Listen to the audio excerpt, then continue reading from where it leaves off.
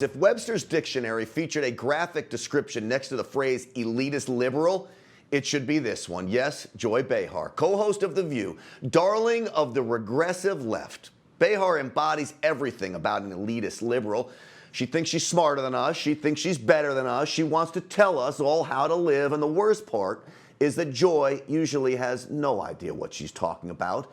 She's like so many on mainstream television today, a clueless talking head who thinks they're a star, a puppet whose strings are pulled by those orchestrating the anti-Trump, anti-American agenda of the violent left. Nowhere is this more obvious than when Behar makes one of her all too frequent anti-gun accusations.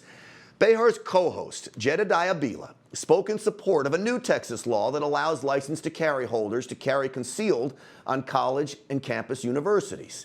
Here's what she had to say. I'm not a gun owner. I spend a lot of time with gun owners. I've spent a lot of time in Texas. And when you study these shootings, what you find out is that a lot of these lunatics, these maniacs, target gun-free zones. She's right. In fact, intellectually honest people can't disagree with Bila's argument. But Joy Behar is not intellectually honest. You see, things like facts, like the truth, like common sense, they don't matter to her. What about the professors who give you an F? I'd be scared to teach in that class. She really thinks if you post a sign saying no guns allowed, the criminals will obey. She thinks that some student, because they get an F, is going to come shoot up his professor. Look, if I were a professor and some kid came at me with a gun, I'd want to be armed. I'd want the opportunity to defend myself. I'd want to be in a classroom full of good guys and gals who are trained and prepared to use a firearm. That's what stops a deranged student from shooting a professor he or she is mad at. But Joy, here's what won't stop someone determined to commit violence with a firearm: your dishonesty or resounding ignorance. Either way, it puts our country's colleges in danger. It helps to keep professors defenseless.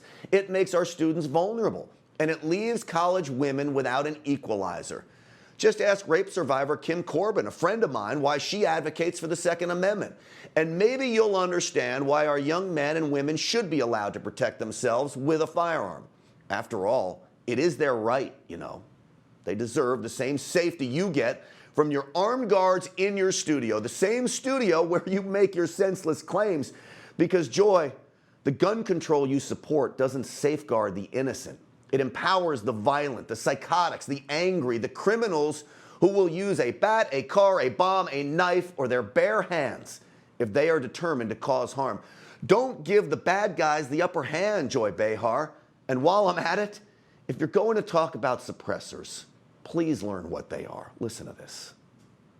Now, if you're at the airport and you're on level 2 and there's a gunfight on level 1, you should be able to hear that so that you can get the hell out of there. So on top of all this, they want to put a silencer on. Now that is when you shoot someone to kill somebody and you don't want anybody to hear you. What is going on? Thank you for explaining the silencer.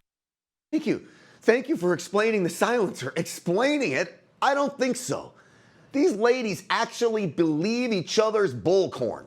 That's not what suppressors do. They are not made for when you want to kill people and not have anyone hear it. They are far, and I mean far, from silent.